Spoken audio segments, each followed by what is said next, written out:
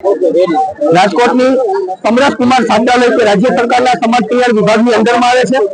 વિદ્યાર્થીઓને રહેવાની, જમવાની, લીપની, પીવાના પાણીની, વાપરવાના પાણીની આવા અનેક પ્રશ્નો વિદ્યાર્થીઓએ અનેક વખત સંબંધિત અધિકારીઓને અને મંત્રીશ્રીને મુખ્યમંત્રી કાર્યાલયમાં રજૂઆત કરવા છતાં વિદ્યાર્થીઓને જમવામાં ગુણવત્તાહીન હલકી કક્ષાનું જમવામાં આવે, જમવામાં જીવજંતુ નીકળે, જીવડા નીકળે, આવી રજૂઆતો 2 દિવસ પહેલા સંબંધિત અધિકારીને કરી હતી।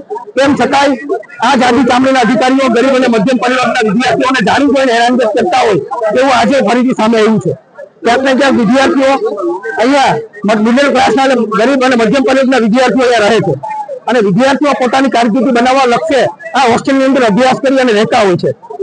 10 તારીખે રાજકોટની અંદર વાઇબ્રન્ટ સમિટ યોજાનાર છે। મંત્રીઓ, નેતાઓ અને ઉદ્યોગપતિઓ માટે 5 હજારની ભારી સોનાની પ્લેટમાં પીરસવાના છે, ત્યારે ગરીબ અને મધ્યમ પરિવારના વિદ્યાર્થીઓનો શું વાત? અધિકારીઓને અનેક વખત રજૂઆતો કરવા છતાં અધિકારીઓનું આ નોકરી એ સાઇડ પોસ્ટિંગ હોવાથી જાણી જોઈને વિદ્યાર્થીઓને હેરાનગત કરવામાં આવે છે। આજે વિદ્યાર્થીઓને સાથે રાખી અને આજે અમે ધરણા ઉપર બેઠા છે। જ્યાં સુધી સમસ્યાનું નિરાકરણની ખાતરી નહીં આપે ત્યાં સુધી અમે ધરણા ઉપર બેસવાના છે। 2 દિવસ પછી સમાજ કલ્યાણ મંત્રી પ્રદ્યુમન વાજા સાહેબ અહીંયા યુનિવર્સિટીના કોન્વોકેશનમાં આવવાના છે। જો કોઈ ખાતરી કે કોઈ સમસ્યાનું નિરાકરણ નહીં આવે તો મંત્રી શ્રીનો ઘેરાવ અમે કરવાના છે।